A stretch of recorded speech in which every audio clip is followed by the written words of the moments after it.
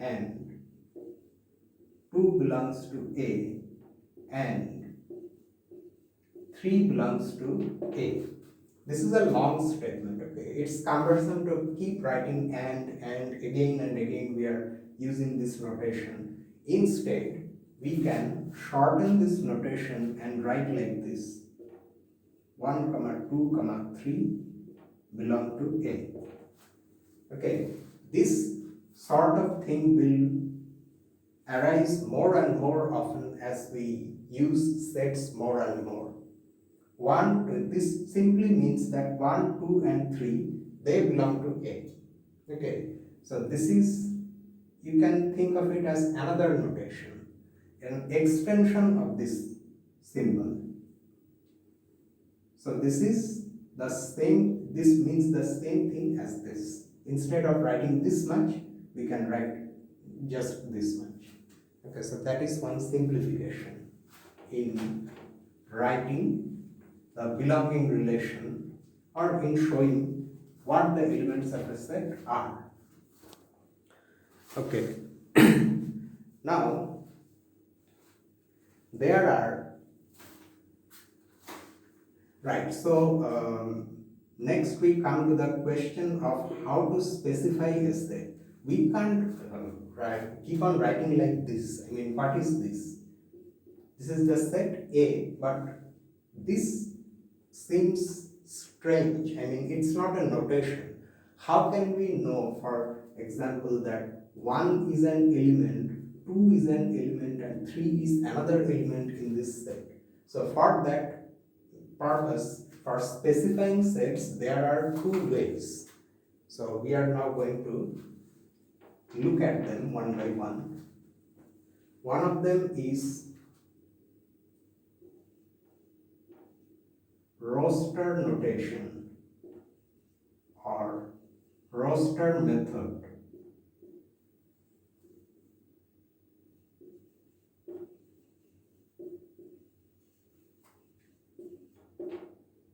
This is also called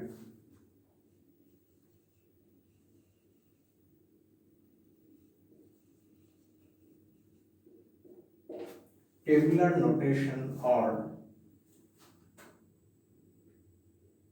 enumerative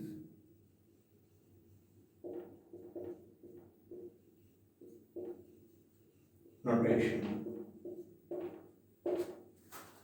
So in this notation, for example, I want to write the set A consisting of those 3 elements, 3 numbers, 1, 2 and 3. What do I write? I write like this.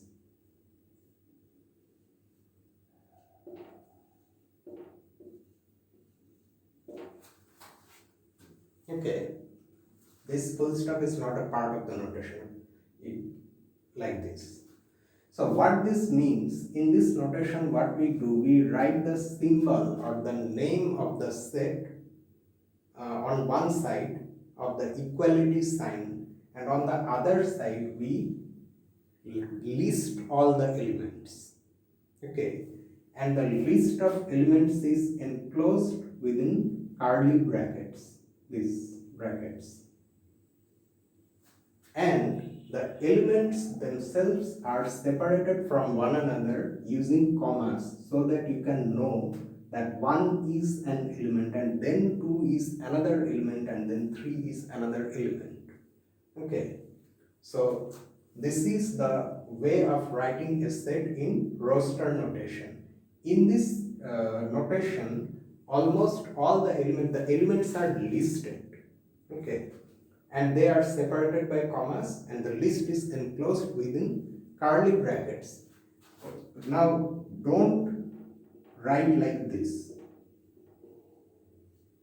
or like this. Square and round brackets mean something else entirely. For example, this may mean that A is a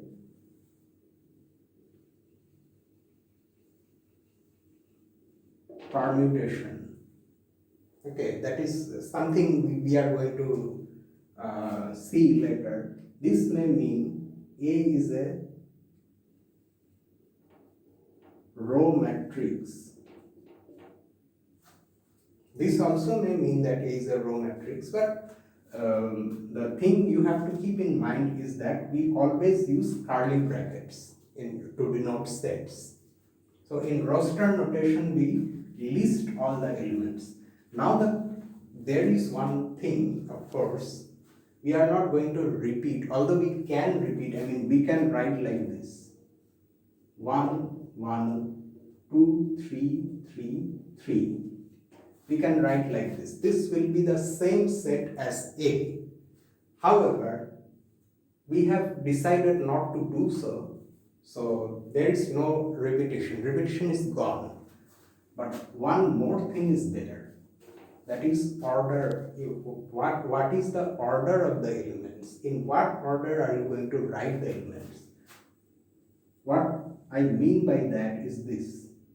If I write, for example, 2, 1, 3, does it change the set? No, it does not change the set, because this here I have just written the list in a different order, writing 2 first and then 1 and then 3. The fact that it still consists of these 3 elements makes it equal to the original set. Okay, so in a set, repetition is not allowed. Okay, that is a convention, and order does not matter. This is very important. In a set, order does not matter. You can in fact write several such, the same set can be written in several such ways. 1, 2, 3, 2, 1, 3, 1, 3, 2, 2, 3, 1, 3, 1, 2, 3, 2, 1. All of them give you the same set. They are the same thing.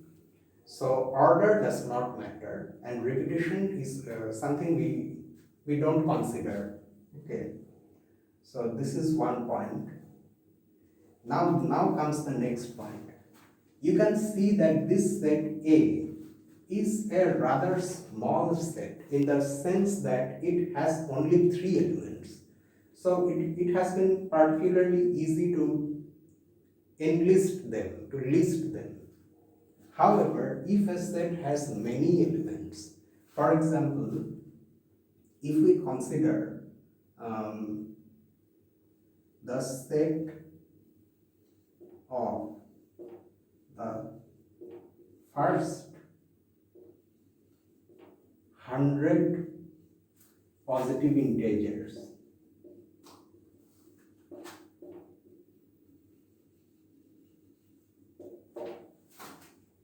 the set of first 100 positive integers, and let that set also be denoted by A. Okay, or let me denote it by another name, YA. Let us call it B. If I want to use roster notation to write B, you can see that although it's possible, but how cumbersome the task will be to write 100 integers. You can do it, of course. So because of that, we sometimes shorten the notation. See, again we are simplifying the notation by using ellipses, this dot dot dot. So how we use that? We write like this: 1, 2, 3 dots. Okay, not more than 3. 100.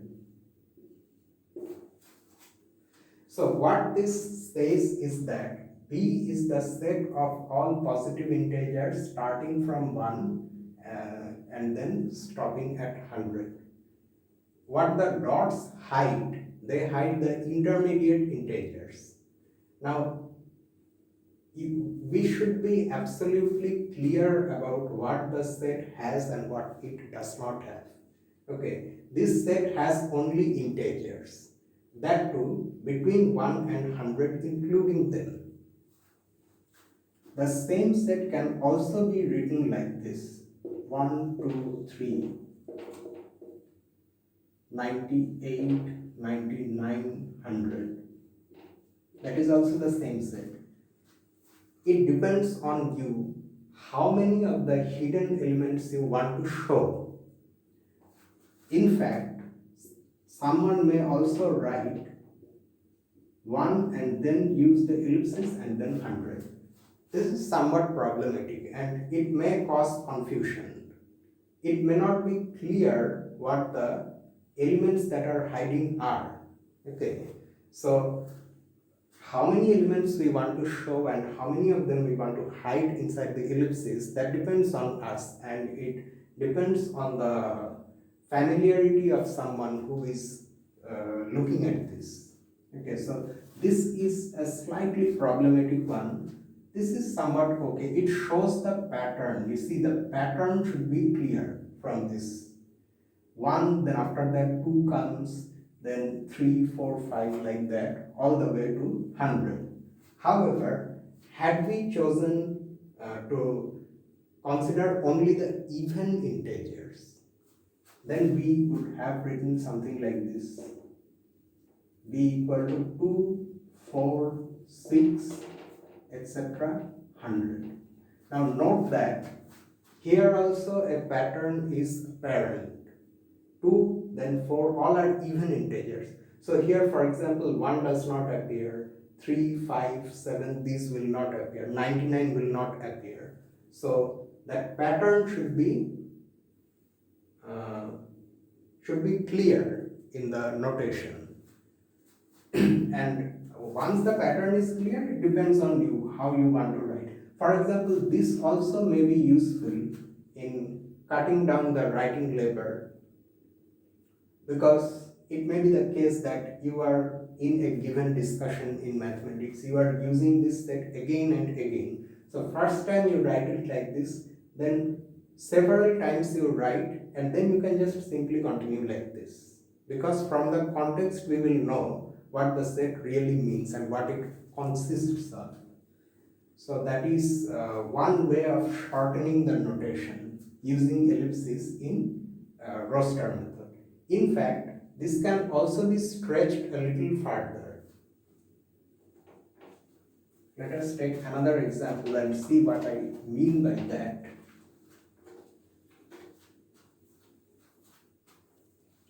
Let you consider this set. We don't attach too much meaning to these letters. Okay, by A and B, I don't mean some fixed. B does not mean this set. It's not going to be a fixed name for this set. I mean, these are variable names. Sometimes I may write B for another set. It does not matter, but there are some special sets and there are some special names given to them which have been particularly chosen for those sets. We will come to that. If we write simply like A, B and C, they may mean any set. Okay, so in fact I can even take A. A is the set of all positive integers. Now if I want to write this set in roster notation, I can write like this: 1, 2, 3, then use ellipsis. You see, this set, unlike the ones we have considered so far, has infinitely many elements. I mean, you cannot finish writing, listing the elements of the set. They go on and on. To denote that fact, we again take the help of ellipsis. This means that the list goes on. And we can in fact write like this also. However, this will be a little problematic. So far I have never seen this. Okay, only writing one and then this is somewhat problematic, but you get the point. The thing is that even infinite sets can be listed in this way. I mean, the elements in them can be listed. Not only that, should I say this, doubly infinite sets. It's not a standard term, but okay, let us take another set and see that we may sometimes need to use ellipsis twice. Okay, the set of all, instead of positive integers, I now just require integers. Then what happens? Can I write this set in roster notation? Of course I can, and here I start with ellipsis and then I write like this: -2, -1, 0, 1, 2, etc. So you see that in this way we can show that the elements go on in either direction indefinitely, on the positive side also as well as on the negative side. And the pattern also shows how the hidden elements are to be found: -1, -2, then -3, -4, like that. It goes in on this side, and here as usual 1, 2, 3. So this is stretching the limits of roster notation. This is the limit. But beyond this, if the set, there are some sets which have so many elements that roster notation starts to fail. You cannot enlist the elements in such sets. So let us see what we mean by that. What type of sets are so big that the elements cannot be listed? Even, it does not matter how many times you use ellipsis, you can never write the sets conveniently. You can never show what the elements, all the elements of the sets are by enlisting them. So that one such set is this.